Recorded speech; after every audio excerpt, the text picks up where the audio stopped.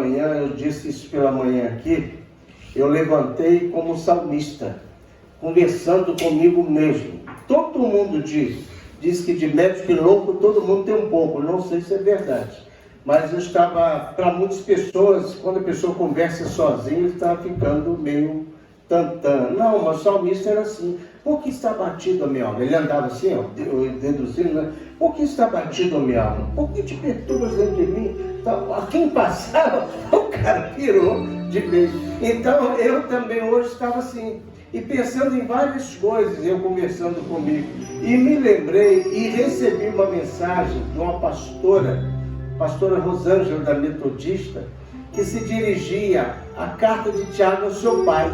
Olha só, eu não tinha o sermão para a noite. E ela fez o sermão conversando com o pai, falando de Tiago. Eu achei tão bonito aquilo, é uma filha, né? Então abençoada, que falava para o seu pai, em todos os sentidos. E eu me lembrei também de um humorista muito famoso, chamado, eu sempre falo o nome dele errado, é Jonathan Mehmer. Ele estava na África, né, fazendo um trabalho missionário. Ele teve um dos mais famosos, ele faz shows nos Estados Unidos, em vários lugares, stand-ups, etc. E ele dizia que o livro predileto dele é o livro de Tiago, que é papo reto. E eu me lembrei tudo isso de manhã. Eu falei, então, se Deus permitir, eu estarei falando sobre Tiago. Então, abra sua Bíblia, Tiago, lá perto de Apocalipse. Faz uma viagem, né, na sua Bíblia, lá no Apocalipse, antes de João, das cartas de João, de Pedro, você vai ter, então, o seu Tiago, né?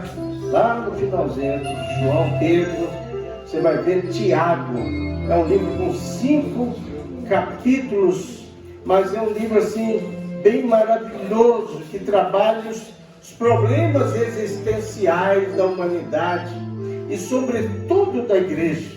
Então nós vamos ler, eu não vou ler todo o capítulo, até o versículo 18, mas nós vamos trabalhar todos os 5 capítulos. Tiago, capítulo 1, né, até o versículo 18, que diz assim: Tiago, servo de Deus e do Senhor Jesus Cristo, as 12 tribos que andam dispersas, saúde.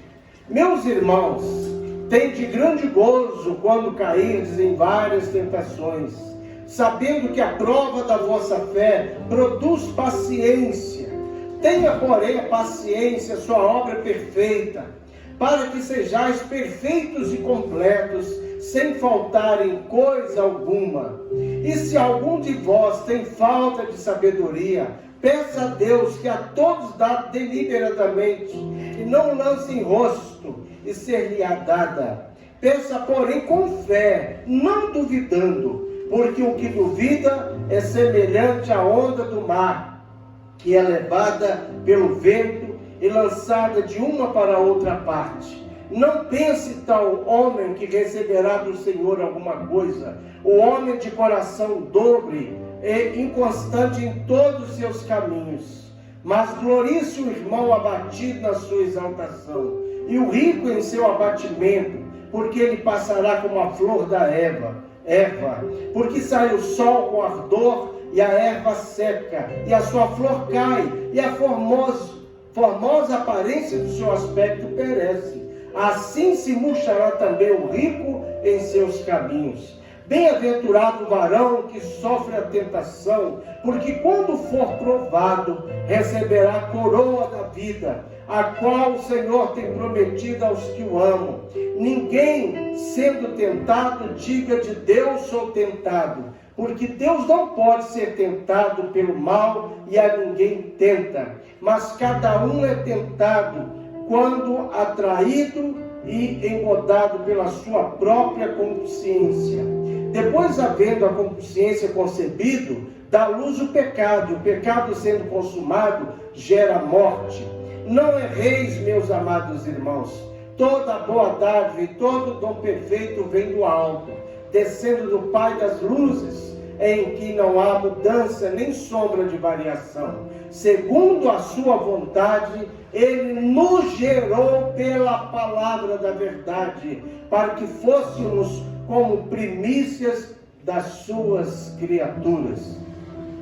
Senhor, eu te louvo pela tua palavra, eu te louvo por cada vida que aqui está, eu te louvo por tudo que tu irás nos dar no decorrer dessa semana. E fale conosco, Pai. Nós almejamos ouvir a tua santa voz, em nome de Jesus. Amém. Hoje nós vamos falar sobre o grande Tiago. Quem foi Tiago? A primeira coisa que a gente precisa entender na Bíblia são os personagens de quem se fala e a quem se fala. Nós temos pelo menos 3 Tiagos importantes na Bíblia. Primeiro Tiago, que é irmão de João, filho de Zebedeu, né?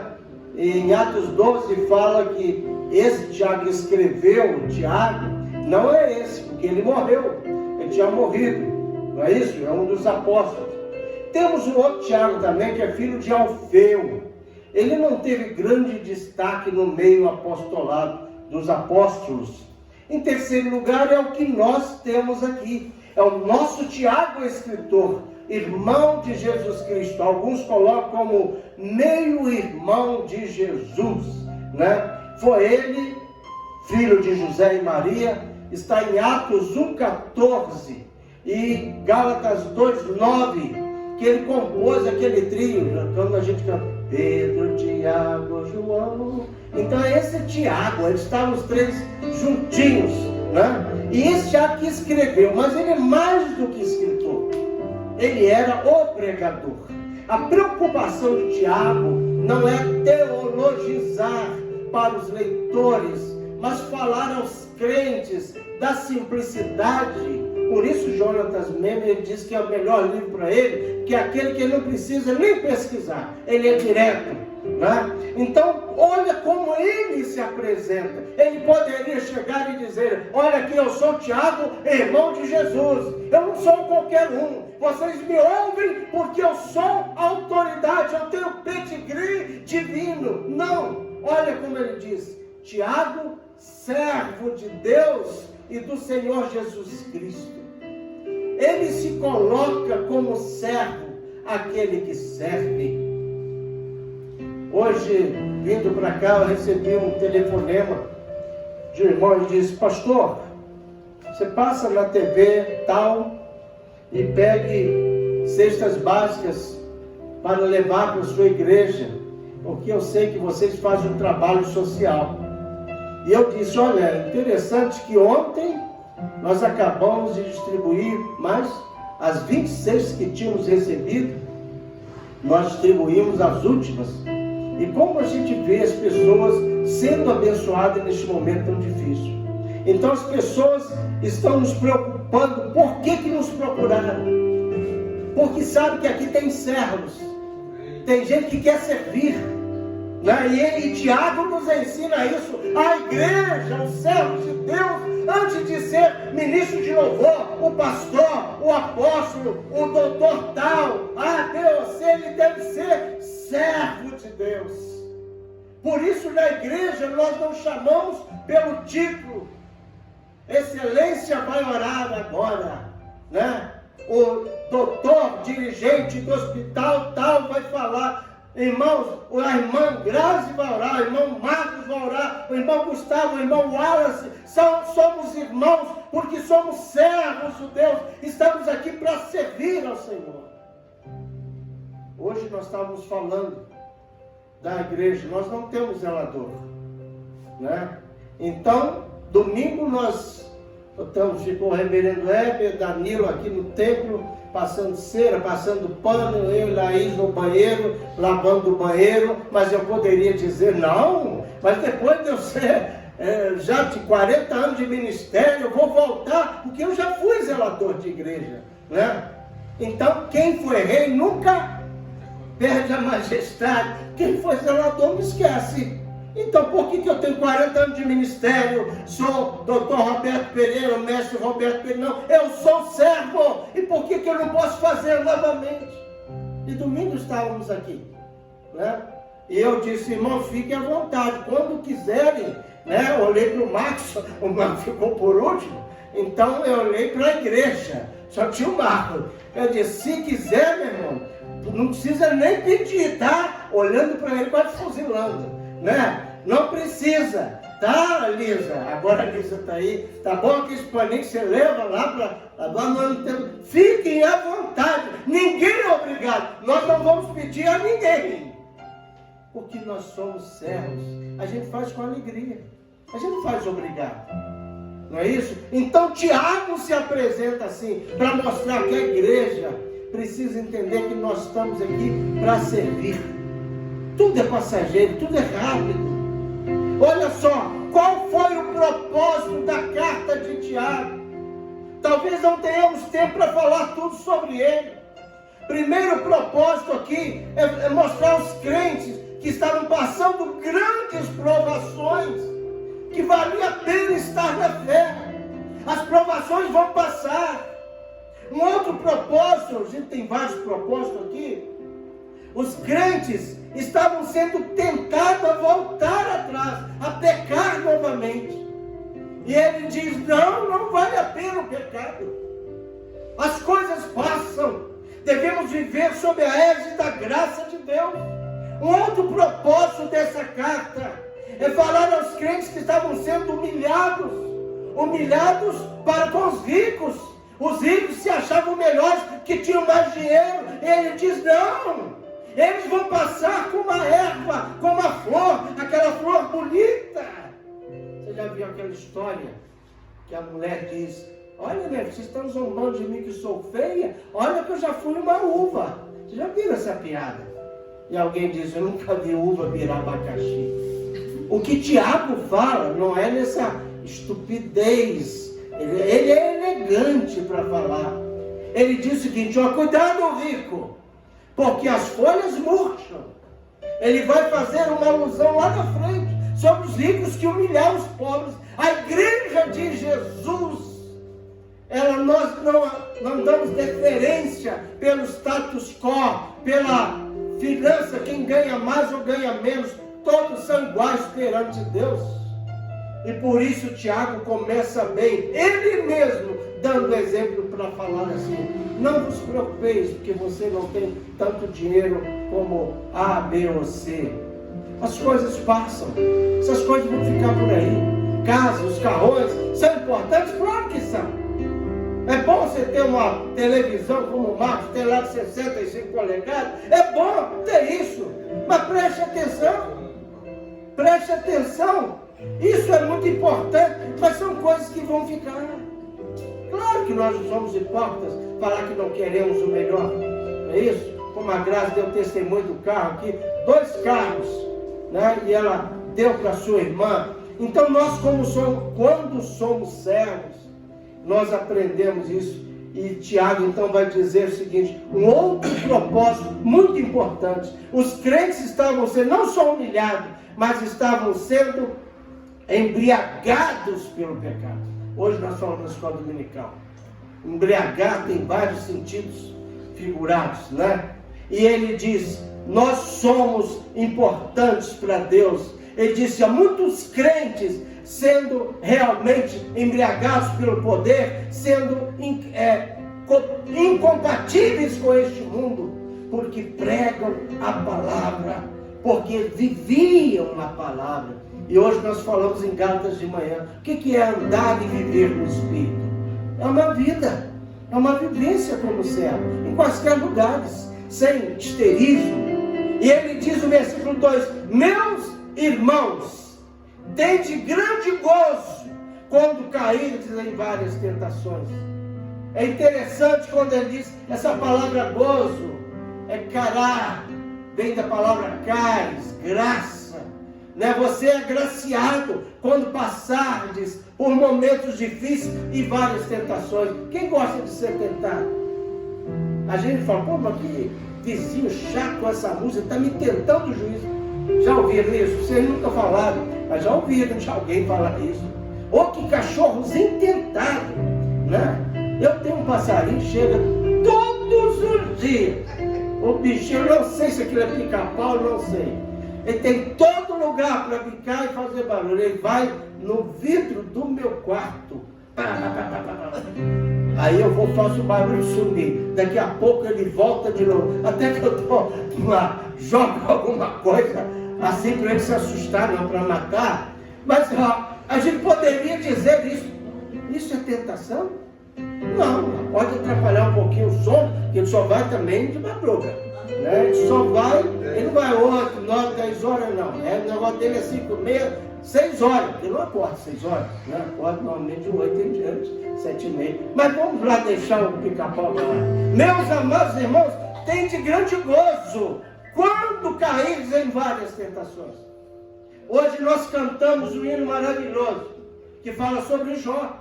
E o Hélio fez uma explanação sobre ele, né?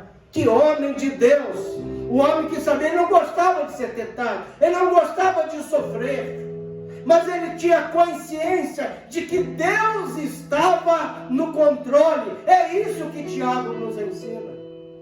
Eu sei que a gente não gosta de um monte de coisa, mas Deus está no controle. Às vezes não entendemos naquele momento.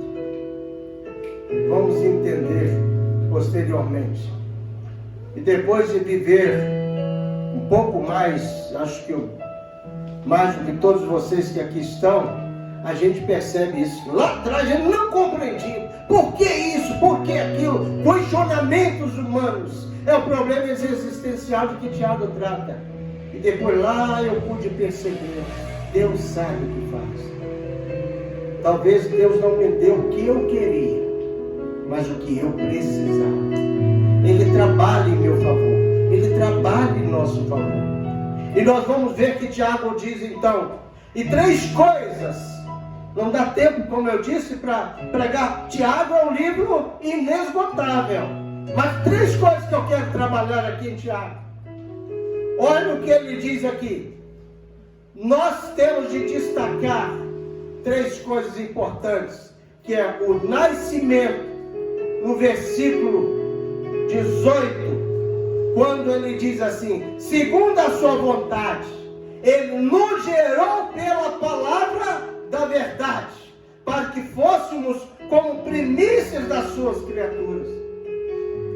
Por isso que lá no início ele diz que devemos ter o cálice, a graça, devemos ter um grande gozo quando caímos em várias tentações, porque Deus nos gerou na palavra da verdade. Ele fez, então a primeira coisa é o nascimento. A gente precisa entender que ele trabalha o nascimento, ele trabalha o crescimento, mas tem a terceira coisa, que talvez hoje não tenhamos tempo, mas vamos falar futuramente, da maturidade. Nascimento, crescimento e maturidade. 3 coisas que Tiago aqui, ele, como diz na gíria, ele arrebenta. E ele, galgado na palavra, diz, segundo a sua vontade, ele nos gerou. Ele não nos gerou à toa. Ele não gerou cada um que aqui está para apenas sofrer. Não. Ele permite sofrimentos, momentos difíceis, mas ele te gerou com um propósito. De glorificá-lo, de estar com ele, de ser dele. E ele te gera na palavra. Porque o mundo foi criado pela palavra. Faça-se isto e isto se fez. Então não é uma palavra logos, não é uma palavra escrita, é uma palavra realmente que produz uma geração, uma criação. Nós fomos gerados pela vontade dele, para que fôssemos como primícias da sua criação. Você é muito importante para Deus. Há um hino que nós não cantamos mais há muito tempo, né? Quero que valorize o que você tem. Você é um ser, você é alguém tão importante para Deus. Vamos lá. Chega de ficar sofrendo angústia e dor neste seu complexo interior.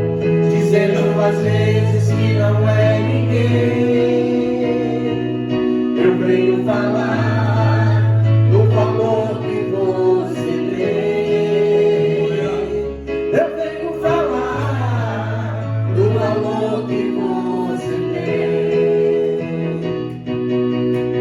Ele está em você, o Espírito Santo se move em você, fazendo gemidos inexprimíveis, inexprimíveis. E aí se pode então perceber que pra Ele há algo importante em você. Por isso levante e cante, exalte ao Senhor. Você tem valor, o Espírito Santo se move em você, se move em você. Você tem valor, o Espírito Santo se move em você. Amém. E nós vamos ver então que justamente nós fomos gerados nesta palavra porque fomos feitos primícias.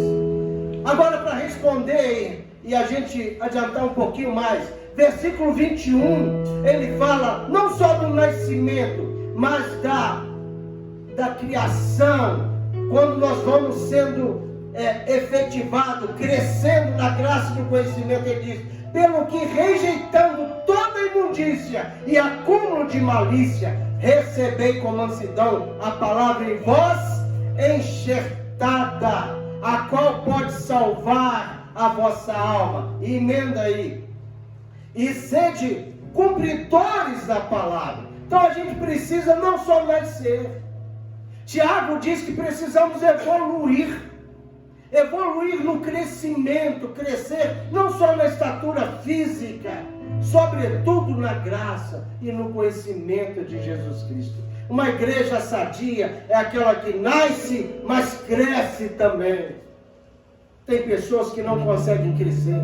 Ele passa 100 anos dentro da igreja, mas é um menino ainda. É um menino, né? Faz beicinho, vive um cristianismo de acordo com ele mesmo. Por isso que o Salmo, o Hebe falou aqui anteriormente, né? Muitas das vezes nós não entendemos as aflições que passamos. Olha o Salmo 23: o Senhor é o meu pastor. E o que mais? E nada me faltará. Sabe o que nós pensamos antropologicamente? Nós entendemos que não vai faltar nada, nem dinheiro, nem casa, nem carro, nem família, etc, etc. É assim que analisamos a Bíblia. Tiago diz: cresce, menino, seja sábio. Quando o salmista diz: nada me faltará, inclusive as tentações. Pedro vai trabalhar isso muito bem em suas cartas. Não vão nos faltar privações e provações, não. Mas Deus continua sendo o mesmo. Foi isso que Jó disse: mulher, você fala como uma louca, falou para a esposa dele. As esposas sempre são abençoadas. Mas neste caso aí, Jó disse para sua mulher, que diz: aborrece esse Deus, mata logo esse Deus dentro de você e morra. Ele diz: tu falas como a louca. A palavra louca é Nabal, ou Naval, né? Quer dizer, alguém que não sabe o que fala. Porque quando temos o Senhor, nós passamos momentos difíceis, provações, privações, mas não deixamos de adorar. Olha o que diz o versículo 3: sabendo que a prova da vossa fé produz paciência. Vamos ter a paciência de ouvir o Senhor. Ele escreve justamente para crente de Jesus Cristo, não para incrédulo. A igreja precisa ouvir Tiago. Por isso Tiago não trabalha para os gentios, e sim para a igreja, para as pessoas que conheciam a palavra. Por isso, todas as coisas contribuem para o bem daqueles que amam o Senhor. O versículo 4 ele diz: tendo, porém, a paciência, a sua obra perfeita, para que sejais perfeitos e completos, sem falar em coisa alguma. Olha que coisa interessante. Sem faltar coisa alguma, né? Porque nós devemos ter paciência para sermos completos, sem faltar em coisa alguma. 2 Coríntios, você pode abrir a sua Bíblia, quando Paulo ele vai trabalhar, falando em 2 Coríntios 4,17, ele vai dizer o seguinte, que devemos segurar o peso das tentações. Olha o que ele diz: porque a nossa leve e momentânea tribulação produz para nós um peso eterno de glória muito excelente. Ele usa um paradoxo aqui nesse versículo 17, quando ele diz, porque a nossa leve e momentânea tribulação. Quando é que tribulação é leve e momentânea? Quando você está atribulado, parece que está um ano, às vezes um dia. Você parece que não vai passar essa tribulação. Só quem passa sabe, né? Mas Paulo estava tendo uma visão escatológica dos céus quando estivermos com o Senhor. Aqueles que estão em Jesus têm essa mesma visão. Por isso ele usa o eufemismo aqui dizendo, pois essa leve e momentânea tribulação produz para nós um peso eterno de glória muito excelente. Quando ele fala da glória, ele põe o peso. Quando ele fala de tribulação, ele põe leve. O que ele quer dizer isso? É justamente o que ele diz, que não vai faltar coisa alguma. Vamos ter paciência, esperar no Senhor, que Ele está no controle. Ele está na direção da vida da Viviane. Talvez ela não entenda muitas coisas hoje. Ela está na vida da Graça, está na vida de cada pessoa aqui, que a gente não entende, mas vamos entender. Olha só o que ele diz: peça, porém, sabedoria ao Senhor. Se algum de vós tem falta de sabedoria, peça a Deus, que a todos dá dele liberalmente, e não lance em rosto ser lhe dada. O que ele quer dizer lançar em rosto? Ele quer dizer que você não pode deixar de passar nesse teste. Ele usa a expressão grega oinédizo, censurar a Deus. Você não pode jogar em rosto do Senhor, censurar a Deus. Aliás, não devemos censurar ninguém. É isso que ele diz. Liberalmente, lance em rosto, se lhe é dada. Peça, porém, com fé, não como aqueles com a onda do mar. A gente pede, mas não acredita muito. Será que Deus vai dar? Irmãos, poderíamos falar muitas coisas e não temos muito tempo e não queremos prolongar. É só a reflexão. Não pense tal homem que receberá do Senhor alguma coisa, quando você não pede com fé. O homem de coração dobre é o que tem acontecido na humanidade. O que é coração dobre? Essa expressão quer dizer com duplo sentido, duas mentes, dois espíritos, traduzindo o diabo. Olha como é pesada a palavra, né? O homem de coração dobre não agrada a Deus. Que a mente está em Deus e está nas bênçãos e também nas preocupações. Nós vivemos numa dicotomia constantemente, mas nesse sentido não. Precisamos confiar no Senhor. Devemos ter um coração que agrade ao Senhor. Por isso eu quero encerrar falando esses versículos finais. Não erreis, meus amados irmãos. Não viva uma vida de qualquer maneira. Alá, Zeca Pagodinho, deixa a vida me levar, não. Deixa Deus levar a sua vida, a sua mente, o seu coração.